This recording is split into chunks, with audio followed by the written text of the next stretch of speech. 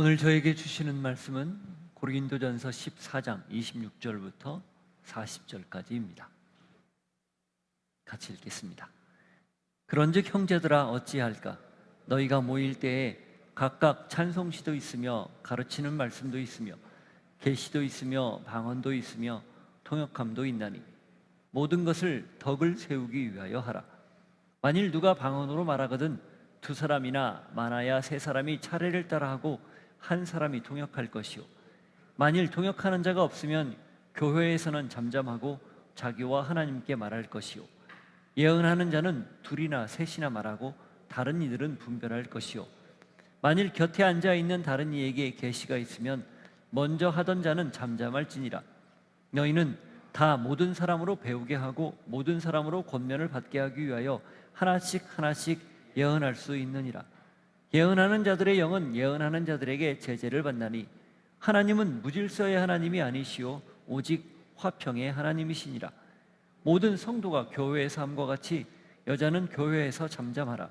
그들에게는 말하는 것을 허락함이 없나니 율법에 이른 것 같이 오직 복종할 것이요, 만일 무엇을 배우려거든 집에서 자기 남편에게 물을지니 여자가 교회에서 말하는 것은 부끄러운 것이라. 하나님의 말씀이 너희로부터 난 것이냐 또는 너희에게만 임한 것이냐? 만일 누구든지 자기를 선지자나 혹은 신령한 자로 생각하거든 내가 너희에게 편지하는 이 글이 주의 명령인 줄 알라. 만일 누구든지 알지 못하면 그는 알지 못한 자니라. 그런즉 내 형제들아, 예언하기를 사모하며 방언 말하기를 금하지 말라. 모든 것을 품위 있게 하고 질서 있게 하라. 하나님, 모든 것을 품위 있고도 질서 있게 하라는 이 바울의 권면, 오늘 저희가 들을 때, 이 땅에 살아갈 때 저희가 어떤 태도로 살아야 되는지를 확인하고 고백할 수 있는, 결단하고 고백할 수 있는 복된 시간 되게 하옵소서. 예수 이름으로 기도하옵나이다. 아멘. 조화와 질서, 이건 창조의, 하나님이 만든 창조의 오리지널 디자인입니다. 예레미야 33장 25절을 현대인의 성경으로 번역하면 이렇게 돼 있어요. 그러나 나 여호와는 밤과 낮의 질서와 우주의 법칙을 만들었다. 하나님이 밤과 낮의 질서, 우주의 법칙, 그러니까 세상의 모든 것들을 질서 있고 조화롭게 만들었다, 그런 뜻이죠. 하나님이 창조한 걸 보고 보기에 좋았다, 이렇게 말씀하셨죠. 그건 그 자체로 좋았다는 것과 함께 모든 것이 질서가 있고 조화롭기 때문에 좋았다는 겁니다. 하모니는 각각의 사물이나 역할이 제자리에 있을 때 나타나는 현상이죠. 그게 조화죠. 그게 소리든 빛이든 일이든 존재든 역할이든 뭐가 됐든지 있어야 할 자리에 있을 때 우리가 얘기하기를 비로소 조화롭다, 이렇게 말합니다. 그리고 그 조화로운 상태, 그걸 질서가 있다 이야기를 하죠. 반대는 뭡니까? 부조화와 무질서입니다. 무질서는 곧 혼란이죠. 혼란은 목적을 벗어난 걸 뜻합니다. 그게 바로 죄예요. 죄라는 뜻이 관역을 벗어나다, 원래 목적대로 있어야 할 존재가 그 자리를 벗어난 것, 이걸 죄라고 하거든요. 그래서 무질서나 부조화는 곧 죄성과 죄와 연결이 되어 있습니다.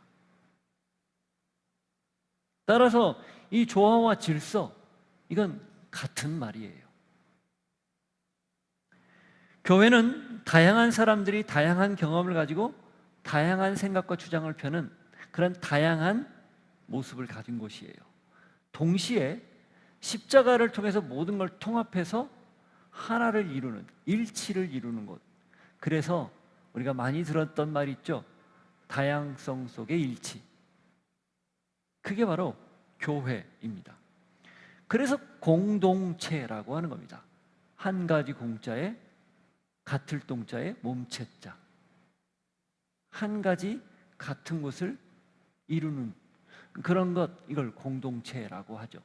커뮤니티, 함께 의무를 다하는 곳, 그게 바로 공동체고 그게 바로 교회의 속성입니다. 이건 무엇을 전제로 하는가? 서로 다양한 사람들이 그 안에서 어우러져서 조화를 이루고 질서를 이루는 것을 의미합니다. 질서와 조화가 하나님의 디자인이고 피조물인 모든 것들이 존재하는 이유고 존재 방식이기 때문에 그렇습니다. 만들어질 때부터 그렇게 만들어졌기 때문이에요. 고린도 교회에 벌어진 많은 문제의 본질, 결국은 이 질서와 조화가 깨졌기 때문입니다. 그래서 니파, 내파, 네 개 파를 나눈 거고요. 네가 옳다, 내가 옳다 소송을 한 거고요. 자기 생각들에 따라서 자기 편의대로 결정해서 교회에서 여러 무질서한 일들이 벌어진 겁니다. 왜? 오직 하나님의 영광을 위해 바울이 이 말을 했을까요? 왜 모든 것은 교회의 유익을 위해 이 말을 계속 강조할까요? 궁극적으로 이 말은 한 가지 지향점을 갖고 있기 때문이에요. 조화와 질서입니다. 그게 깨진 공동체, 그건 공동체라고 부를 수 없고 더욱이 교회라고 부를 수 없기 때문입니다. 만일에 그게 깨진 상태에서 모임이 지속된다, 교회가 아니에요. 그냥 사교 모임일 뿐입니다. 오늘 본문은 바울이 그동안 누누이 강조했던 이야기의 마침표입니다. 특히 교회 안에서 은사로 인해서 벌어졌던 많은 갈등을 매듭짓는 그런 내용입니다. 바울은 결론적으로 이렇게 말하죠. 품위 있고 질서 있게 하라. 옛날에 영화 제목에 은밀하게 위대하게 이게 있었죠. 오늘 그냥 이렇게 생각하시면 돼요. 품위 있게 질서 있게. 기억하기 쉽죠? 그게 교회가 지향해야 할 공동체의 굉장히 중요한 모습이라는 겁니다. 이 품위 있다라는 말이 사실은 딱 보면 우리가 알아들을 수 있지만 원문의 뜻을 잘 보면요, 적절하게 이런 뜻입니다. 알맞게, 적당하게. 이 적당이라는 말이 사실은 적절하게, 알맞게라는 말인데 그것이 왜곡돼서 대충이라는 말의 뉘앙스가 많아졌잖아요. 근데 적당하게라는 말은 꼭 알맞게라는 말이거든요. 그렇게 하라는 거예요. 상황과 형편에 맞게. 그래야만 교회가 온전히 조화와 질서를 회복할 수 있기 때문입니다. 그래서 이 은사에 관련된 내용을 12장부터 13, 14장 길게, 그리고 사실은 이 모든 것을 말할 수밖에 없게 만든 가장 대표적인 이유였던 방언 문제, 그 문제를 그렇게 구체적으로 이야기하면서 쭉 지금까지 해왔던 내용의 결론, 딱 적절하고도 질서 있게, 그걸 오늘 바울이 강조합니다. 자, 대미를 장식하죠. 26절 보십시오.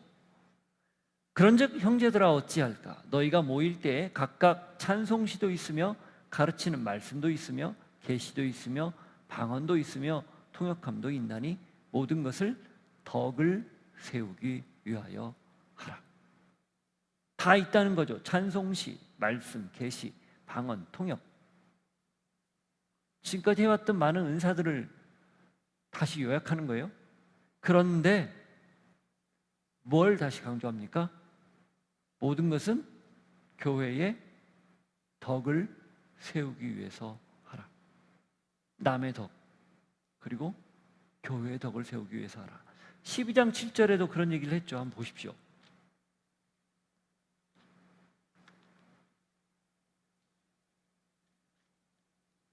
각 사람에게 성령을 나타내시면 유익하게 하려 하심이라. 성령을 왜 허락하셨는가? 그리고 거기에 따른 은사를 왜 주셨는가? 유익하게. 이 유익이 개인의 유익이냐? 그 성령의 은사를 받은 사람의 유익이냐? 아니에요. 공동체 전체의 유익입니다. 은사를 받은 사람들의 착각은 그 유익이 마치 나를 위해 주어진 것처럼 오해하는 거예요. 그래서 나를 위해 쓰죠. 처음엔 그렇지 않은데 그 은사가 도드라질수록, 그래서 사람들이 주목하고 집중하고 모일수록 결국 나를 향하고 맙니다. 그래서 타락으로 이어지는 거죠. 그래서 변질이 오는 거예요. 그래서 수많은 교회 역사에서 수많은 은사자들이 잘 하다가 결국 마지막에 다른 길로, 그래서 이단이라고 하잖아요. 다를 자의 끝단자, 끝이 다른 길로 간 것은 바로 여기에 있습니다. 그 은사가 주어진 그 이유를 잘 몰라서죠. 바울이 이걸 마지막에 다시 강조해요. 모든 것은 덕을 세우기 위해서라. 왜요? 중요하니까. 성경에서 반복은 중요하잖아요. 수없이 반복하잖아요. 그래서 여러분, 그래서 우리도 다시 들어야 돼요. 맞습니다. 모든 것은 솔리 데오 글로리아, 오직 하나님의 영광을 위해, 그리고 교회의 유익을 위해, 이겁니다. 성경을 요약하면 하나님 사랑, 이웃 사랑 이렇게 나오죠. 그럼 하나님을 사랑하는 건 뭐냐? 내가 하나님을 사랑합니다. 그걸 조금 더 풀었으면 어떻게 될까요? 내가 하는 모든 일에서 하나님의 영광을 드러내는 그런 태도와 삶의 방식을 취하는 거예요. 그럼 자연스럽게 그게 하나님을 사랑하는 게 됩니다. 하나님의 영광을 드러내기 위해서 사는데 함부로 살겠어요? 그 삶이 그냥 대충 살겠습니까? 절대 아니거든요. 그게 하나님께 사랑을 고백하는 표현 방식이라는 거예요. 이웃사랑은 뭘까요? 다른 사람의 유익을 위해 사는 거예요. 교회의 공동체 유익을 위해서 헌신하고 섬기는 거죠. 그게 이웃을 사랑하는 방식이에요. 하나님 사랑, 이웃 사랑이 곧 지금 바울식으로 표현하면 하나님께 영광을 돌리고 다른 사람의 유익을 위해 살고, 이 말입니다. 그게 우리가 사는 이유예요. 사나 죽으나 우리는 다 주의 것이니, 로마서 14장에 나오는 말씀이죠. 어떻게 해요? 그러니 나는 내 것 아니니 하나님께 맡기고 하나님의 영광을 위해 다른 사람을 세우고 유익하게 하기 위해 그렇게 사는 것, 이게 지극히 정상적인 그리스도인의 모습이다라는 거예요. 어떻습니까? 우리가 살아가는 방식이 어때야 될지 한번 되돌아봐야 되지 않겠어요? 말 하나, 생각 하나, 또 태도 하나, 표현 하나, 행동 하나, 거기에서 어떻게 하면 하나님께 영광을 돌릴 수 있을까? 그리고 그 영광을 돌리는 것은 다른 사람을 섬기는 것을 통해서 자주 드러난다는 것을 꼭 기억하고 살아낼 수 있는 여러분이 될 수 있기를 바랍니다. 자, 은사 중에 제일 문제가 됐던 게 뭐였죠? 방언이었죠. 결론부에서 방언을 바울이 그래서 제일 먼저 언급합니다. 27절, 28절. 만일 누가 방언으로 말하거든 두 사람이나 많아야 세 사람이 차례를 따라하고 한 사람이 통역할 것이요, 만일 통역하는 자가 없으면 교회에서는 잠잠하고 자기와 하나님께 말할 것이요. 공적 예배 때 방언을 하는 것 너무 많이 하지 말라, 한마디로 그 얘기입니다. 두 사람 정도, 많아야 세 사람. 이 말은 곧 방언이 공적 예배 때 수많은 사람들이 방언을 막 했다라는 것을 짐작케 하는 거예요. 그래서 그 방언 때문에 교회가 굉장히 좀 혼란에 처했던 거죠. 그리고 이어서 뭐라고 얘기합니까? 통역을 꼭 해라. 그런데 통역이 없으면 그 다음 뭐라고 얘기합니까? 하지 마라. 그러니까 세 사람이라고 해도, 혹은 두 사람, 한 사람이라고 해도 만일에 공예배 때 그걸 제대로 통역하지 못한다면 하지 마라. 대신 어디에서 하라고 그래요? 은밀하게 하나님께만 하라. 자기와 하나님 사이에 영적인 소통의 방식이 방언이니까, 영이 서로 교제하는 방식이니까 거기서는 얼마든지 해라, 그 얘기예요. 바울이 아주 명확하게 지침을 내려요. 이어서 나오는 예언도 똑같이 지침을 내립니다. 왜 명확하게 지침을 내릴까요? 모호하면, 기준이 분명하지 않으면 그때그때 상황에 따라 자꾸 원칙이 바뀌기 때문이에요. 그래서 바울이 정확하게 많아야 세 사람, 그것도 통역을 반드시 세우고 없으면 하지 말고 이렇게 정확히 이야기하는 겁니다.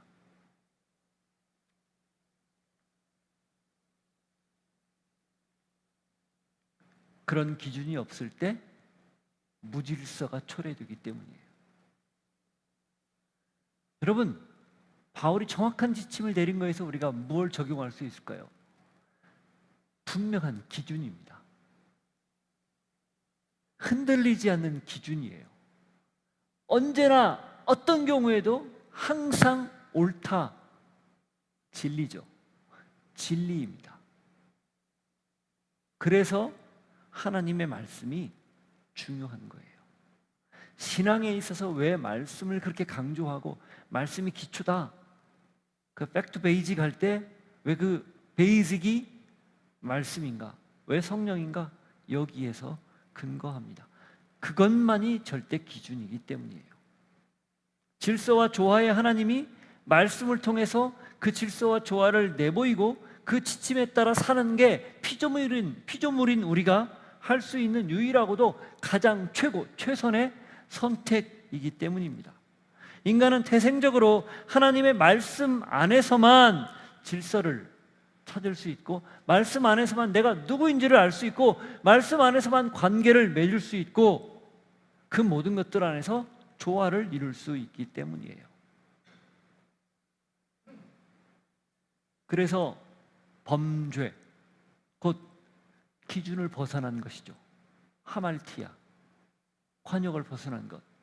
그 범죄는 당연히 타락으로 이어지고, 타락은 뭘로 이어질까요? 무질서와 부조화로 이어집니다. 내 삶을 잘 보면 질서 있고 규모 있게 조화롭게 하나님 주신 목적과 뜻대로 살아가고 있는가 점검해 보면 나의 현재 상태가 명확하게 드러나요. 그게 내 현주소죠. 그런데 질서 있고 적절하고 조화롭게 그렇게 하나님의 말씀 안에서, 성령 안에서 살고 있는가 보면 내가 지금 영적 상태가 어떤지를 명확히 알 수 있는 거죠. 창세기 1장 2절을 보면 땅이 혼돈하고 공허하며 흑암이 깊음 위에 있고 하나님의 영은, 신은 수면 위에 운행하시더라, 이런 표현이 있어요. 근데 그 앞부분 하나님의 영이 수면에 운행하시더라 라고 나오기 직전에 보면 땅이 혼돈하고 공허하며 흑암이 깊음 위에 있고, 요 표현이 있습니다. 잘 보면 무질서 상태예요. 조화롭지 않은 상태예요. 그런데 하나님의 영, 하나님의 신이 어디 위에 있다고요? 수면 위에 있어서 그 다음 빛이 있으라 라는 말이 3절에 나와요. 조화가 시작되는 거예요. 질서가 시작되는 거예요. 뭘로? 하나님의 영의 말씀으로. 그러니 우리가 타락해서 조화와 질서를 잃었을 때 그걸 바로잡을 수 있는 방법이 뭐예요? 말씀이에요. 빛이 있으라 하고 하나님의 영이 역사하는 말씀이죠. 말씀 앞에 돌아갈 때, 말씀 위에 서 있을 때, 그럴 때 비로소 원래의 목적을 되찾을 수 있습니다. 꼬박꼬박 말씀 읽기를 보내주잖아요. 카톡방에 보내주잖아요. 그게 바로 우리가 그날 일용할 양식으로 주시는 말씀이기도 하고, 내가 서 있을 수 있는 근거, 에너지원이 되는 거죠. 영적인 공급원이 되는 거예요. 그걸 꼭 기억하십시오. 그게 기초예요. 그래서 그거 외에는 아무것도 하지 않기로 결정한 교회가 우리들 교회잖아요. 지금 분당 우리들 교회 말고 저희 우리 교회잖아요. 그 교회도 그래요. 맞아요. 방송으로 나가니까 조심스러워서. 그러니 말씀만큼 중요한 게 없습니다. 기준이 명확한 것만큼 중요한 게 없습니다. 그걸 꼭 다시 붙잡기를 축복합니다. 자, 이어서 바울이 예언에 관해서 말을 합니다. 29절, 30절. 예언하는 자는 둘이나 셋이나 말하고 다른 이들은 분별할 것이요, 만일 곁에 앉아 있는 다른 이에게 계시가 있으면 먼저 하던 자는 잠잠할지니라. 이게 무슨 말인가? 똑같이 방언처럼 둘이나 셋이 하라는 거예요. 여기도 많아야 셋 정도로 예언을 제한합니다. 그런데 뭐라고 되어 있습니까? 그 다음 다른 이들은 분별하라고 되어 있어요. 예언이 제대로 된 것인지 아닌지 분별하라는 거예요. 그러면서 30절 곁에 앉아있는 다른 이에게 계시가 있으면 먼저 하던 자는 뭐라고 합니까? 잠잠하라고 얘기해요. 이게 무슨 뜻이냐? A라는 사람이 먼저 하나님의 계시를 받아서 예언을 시작했어요. 근데 예언하다가 갑자기 B라는 사람이 일어나서 예언을 합니다. 그러면 A가 멈추고 앉으라는 거예요. 그 말은 곧 보통 그 B라는 사람을 통해서 A의 계시가 맞는지 안 맞는지 지금 분별하는 과정일 경우가 많다, 그 이야기입니다. 만일에 앉지 않으면, 멈추지 않으면 어떻게 돼요? 서로 계속 여기서 다른 말 저기서 다른 말 하겠죠. 이 사람은 이 말하고 이 사람은 이 말하고. 그러면 교회가 혼란에 빠지겠죠. 그걸 방지하기 위해서 이야기하는 겁니다. 핵심은 뭡니까? 분별이에요. 자, 아까 방언에서 핵심이 뭐였죠? 통역이었습니다. 무슨 말을 하는지 명확히 알게 해야 공동체에 분명한 메시지를 들려주기 때문에 통역이 없으면 입을 닫아라, 이렇게 말하는 거고요. 예언에서는 분별, 제대로 분별해서 그 진위 여부를 가려라, 이렇게 말하는 거예요. 열왕기상 22장 5절부터 28절에 보면 아합과 여호사밧이 전쟁을 하러 가는데 아합이 여호사밧을 초청했죠. 근데 여호사밧이 물어봐요. 여기 혹시 하나님의 뜻을 물어볼 만한 사람이 없습니까? 있다라고 얘기해요. 그게 누구냐면 누구죠? 미가야. 그죠? 미가야 선지자. 그런데 그 미가야 선지자는 사실 거기 초대받지 못합니다. 왜냐하면 자꾸 왕에게, 아합에게 가서 듣기 싫은 말만 하거든요. 하나님의 뜻을 전하는데 그게 아합은 되게 불편한 거예요.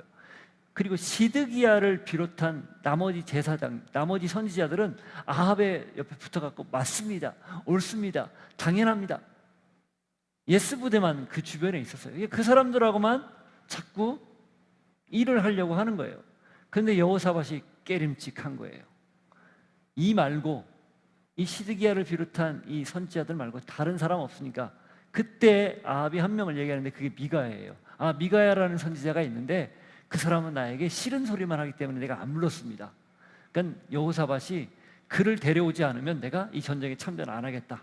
그래서 데려와서 말을 하는데 미가야가 가세요, 싸우세요, 반드시 이길 겁니다, 이렇게 얘기해요. 빈정대듯.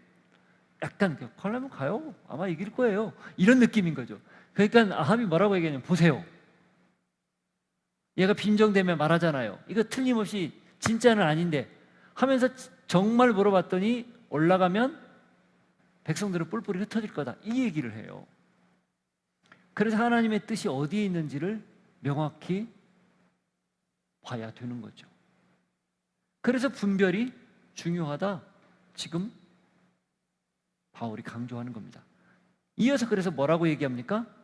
예언은 예언으로 제재를 받아야 된다. 31절부터 33절 앞부분에 그렇게 말하죠.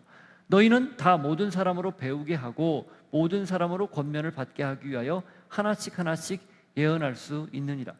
예언하는 자들의 영은 예언하는 자들에게 제재를 받나니 하나님은 무질서의 하나님이 아니시오 오직 화평의 하나님이시니라.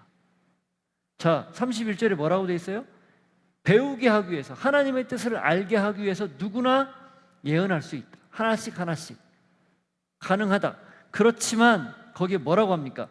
예언하는 자들은 예언하는 자들에게 통제, 제재를 받아야 된다, 이렇게 말합니다. 마치 방언에 통역이 필요한 것과 마찬가지 표현이에요. 분별하는 사람으로 그 진위 여부를 판단받고 적절하게 사용해야 된다. 그래야 질서의 하나님, 그 하나님의 조화가 교회 안에 나타나게 된다. 그런 말이죠.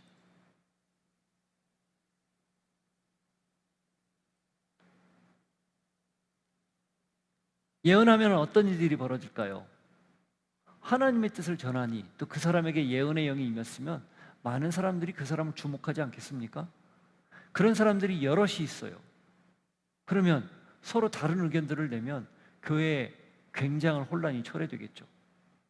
지금 그것을 정확하게 방지하기 위해서, 그래서 제재, 통제를 반드시 받아야 된다, 그런 얘기를 하는 거예요. 여러분, 힘은 가지고 있는 자가 통제받지 않으면 그 힘이 결국 많은 사람을 해칩니다. 나중에는 자기도 해쳐요. 그래서 칼은 가지고 있을 때 조심해야 돼요. 힘은 가지고 있을 때 조심해야 되는 거죠. 그래서 통제받지 않은 권력은 100% 부패합니다. 타락합니다. 자기 마음대로 하는데 거기에서 타락하지 않는 경우가 있겠습니까? 당연히 생기죠. 왜 바울이 이 이야기를 강조할까요? 모든 것은 하나님의 권위 아래에 있다. 하나님의 주권 아래에 있다. 이걸 인정하라는 거예요. 어떤 은사를 받든 어떤 모습이 되든 하나님의 절대 주권, 그 은사를 주신 분의 그 주권을 인정해라. 그래야 통제받고 그래야 겸손하다. 이 이야기를 하는 거예요.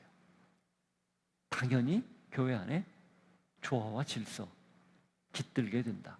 일어나게 된다. 내가 할 수 있을 때 할 수 있는 능력이 있지만 하지 않을 능력도 필요하다는 것, 우리가 기억하죠? 모든 걸 할 수 있지만 모든 것을 하지 않는 것, 그게 바로 성령 안에서 성숙한 그리스도인들이 가져야 할 모습이라는 겁니다. 이어지는 내용, 그 내용은 오늘날의 관점으로 보면 참 받아들이기 어려운, 부담스러운 내용입니다.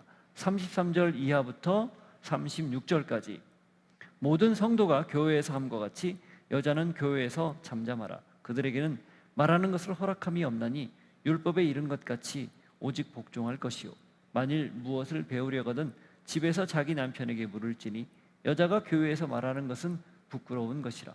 하나님의 말씀이 너희로부터 난 것이냐 또는 너희에게만 임한 것이냐.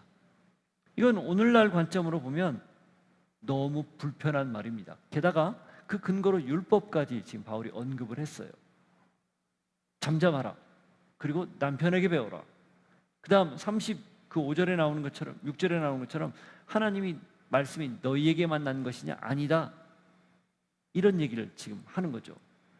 이건 사실 당시의 상황을 좀 염두에 두고 받아들여야, 해석해야 될 내용입니다. 그래서 단지 여자에게만, 오늘날 적용할 때 여자에게만 제한되는 내용이 아니라 모두에게 공통적으로 제한되는, 적용되는 이야기이기도 해요.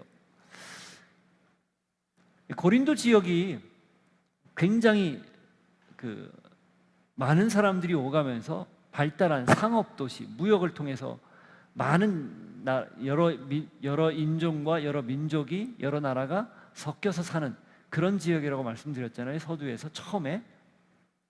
그리고 거기에 로마 제국에서 가장 큰 신전 중에 하나인 그런 아데미 신전이라는 큰 신전이 있었어요. 근데 그게 뭐냐면 이방 신에게 제사를 드릴 때 거기에 신전 사제들이 있는데 주로 여사제였습니다. 근데 그 여사제들이 거기에 제사를 드리러 오는 남자들과 관계를 맺는 일종의 그런 역할을 하는 사람들이었어요. 그것뿐만이 아니라 많은 사람들이 오가면서 거기 오면 당연히 그 아데미 신전에 가서 제사를 드리고 거기에서 많은 정보들을 주고받는, 그래서 사제들이 어떤 역할을 했냐면 그렇게 공착 역할도 했지만 정보를 받아서 그 정보를 담아서 유통하는 그런 일도 했습니다. 그래서 그 사제들의 입을 통해서 나오는 고급 정보들이 사실은 많은 그 고린도 지역의 어떤 경제, 사회, 여러 가지 문제, 그런 분야에서 굉장히 큰 역할을 했었어요. 근데 그러게 자연스럽게 교회까지 들어온 겁니다. 그럼 다른 말로 이야기하면 여성들이 강하게 말을 하고 중요한 정보를 전달하고 하는데 거부감이 없었던 그런 상황이었다는 겁니다. 근데 그런 현상이 교회 안에서도 자연스럽게 들어온 거예요. 그러다 보니 은사를 받은 그런 여성들이 교회 안에서 막 무분별하게 방언하고 예언하고 여러 은사들을 드러낸 거예요. 그래서 바울이 이렇게 극단적으로 말을 하는 겁니다. 자, 이해가 되셨죠? 이 말을 액면 그대로 얘기해가지고 여성들은 잠잠하라 이렇게 말을 하면 절대 안 된다는 겁니다. 큰일 납니다. 이 말은 누구나 다 남성이든 여성이든 하나님의 말씀을 전할 때 정말 신중해야 되고 오늘 말씀처럼 품위 있고 질서 있게 조화롭게 잘 아주 지혜롭게 전해야 된다. 그런 의미예요. 그리고 거기 36절에 너희에게만 말씀하셨느냐? 그게 핵심입니다. 아니라는 거예요. 지금 말하고 드러나 있는 여성들 그들에게만 말한 게 아니고 모두에게 하나님은 말씀하시는 분이다. 이런 뜻이거든요. 목사만 설교하는 자리에 있습니까? 아니라는 거예요. 이거 위험한 발언일 수 있는데 여러분 모두가 다 하나님의 말씀을 듣고 그 말씀을 내 삶에 적용해서 누군가에게 나눌 수 있는 권리가 있어요. 그게 만인 제사장설입니다. 목사들은 특별히 이런 것 설교하고 말씀을 전하기 위해서 체계적 훈련을 받았을 뿐이에요. 그 과정을 스텝을 밟았을 뿐이에요. 그래서 조금 더 많이 주어질 뿐입니다. 누구나 다 할 수 있는 거예요. 심지어는 우리 어린이들도 우리가 같이 성경 읽고 깨달은 말씀 나누잖아요. 그게 같은 유형이에요. 같은 성격이에요. 광범위한 의미의 예언인 거죠. 그러니 우리가 하는 게 얼마나 가치 있고 얼마나 놀라운지를 알 필요가 있다는 거죠. 핵심, 결국은 다 조화롭고 질서 있게 해라. 적절하고 질서 있게 해라. 그겁니다. 자, 그러면서 바울이 마지막 이 모든 걸 결론을 내리기 직전에 한 말씀을 덧붙이는데 그게 바로 교만과 관련된 내용입니다. 37절, 38절. 만일 누구든지 자기를 선지자나 혹은 신령한 자로 생각하거든 내가 너희에게 편지하는 이 글이 주의 명령인 줄 알라. 만일 누구든지 알지 못하면 그는 알지 못한 자니라. 고린도 교회에 많은 은사가 있었죠. 많은 일들이 있었죠. 자, 불보듯이 뻔하지 않습니까? 그게 통제받지 않고 그게 무분별했고 그것 때문에 교회에 문제가 생겼다면 그 사람들의 특징이 뭘까요? 벌써 머리가 이만큼 높아진 거예요. 다른 얘기 안 듣는 거죠. 다른 사람 아나무인인 거예요. 교만이 자리 잡고 있었을 거라는 거예요. 그래서 바울이 이 37절, 38절 내용을 이야기하는 겁니다. 이걸 조금 알아듣기 쉽게 좀 해석해서 이렇게 풀었으면 누구든지 자기가 예언자나 성령의 은사를 받은 사람인 줄로 여긴다면 자신의 편지, 곧 바울의 편지를 주님으로부터 비롯된 명령으로 인정해야 한다 이 말입니다. 더 큰 권위자가, 더 높은 권위자가 있다는 것을 인정해야 된다 그 말이에요. 곧 겸손해야 된다 그 뜻이죠. 그런데 만일 38절은 이거죠. 만일 인정하지 않는다면 그 역시 다른 누군가에게 인정받지 못할 것이다 이 말입니다. 근데 그 다른 누군가가 사람만이 아니라 누굴까요? 하나님입니다. 곧 그는 가짜일 수 있다 이거죠. 곧 처음에는 하나님이 주신 은사를 잘 활용했을지 모르지만 결국은 변질해서 하나님과 무관한 그런 사역자, 그런 은사를 받은 사람일 수 있다 이거예요. 이 말도 왜 할까요? 결국 하나님의 질서에 순종하는 것, 그게 은사자들의 중요한 태도다라는 걸 말하는 거죠. 사람이 언제 겸손합니까?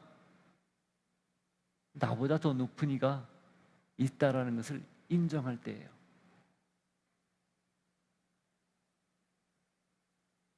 내 위에 권위자가 있다는 것을 분명히 알 때입니다.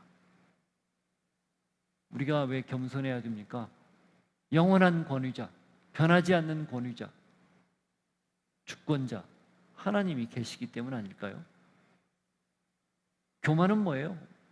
하나님 없이 그냥 판단하고 사는 거죠. 그게 부조화입니다. 그게 무질서예요. 결론을 말합니다. 39절, 40절. 그런즉 내 형제들아 예언하기를 사모하며 방언 말하기를 금하지 말라. 모든 것을 품위 있게 하고 질서 있게 하라. 예언을 사모하고 방언을 금하지 말라 하라는 거예요. 다만 적절하고도 질서 있게 하라. 알맞고도 질서 있게 하라. 하나님이 처음 이 땅을 만드셨을 때 그 속성 그대로 그 조화와 질서를 이루는 데 초점을 두고 방점을 찍고 그렇게 하라. 조화와 질서를 이루는데 거기에 다른 사람을 향한 존중이 없겠습니까? 공동체를 사랑하는 마음이 없겠습니까? 그리고 다른 사람이 유익을 끼치는 마음이 없겠습니까? 하나님께 영광을 돌리고자 하는 마음이 없겠습니까? 당연히 있죠. 문제는 그게 깨져서 내 중심으로 모든 것이 돌아가는 그런 그릇된 세계관을 가지기 때문에 벌어지는 일, 그게 부조화, 그게 무질서라는 겁니다. 오늘 말씀을 통해서 우리에게 주신 하나님의 음성은 너무 또렷합니다. 질서 있게, 적절하게, 조화롭게. 그것이 우리가 이 땅을 살아가는 방식이라는 것을 꼭 기억하고 그렇게 살아갈 수 있는 여러분이 되기를 축복합니다. 바울이 오늘 우리에게 아주 중요한 결론을 매듭지어 주었습니다. 모든 것을 적절하고도 질서 있게 하라. 내 위에 권위자가 하나님이라는 사실을 인정할 때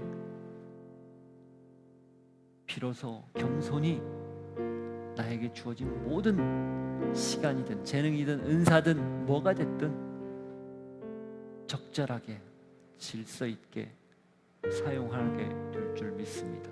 이 마음을 가지고 조화와 질서, 하나님이 그렇게 창조의 원형으로 디자인으로 그렇게 만드셨는데 지금도 여전히 그렇게 통치하고 계신데 우리 그 안에 같이 하나님이 만드신 그 거대한 단 하나의 길에 같이 올라타서 그렇게 살아갈 수 있는 믿음의 사람들 되게 하여 주옵소서. 예수 이름으로 기도하옵나이다.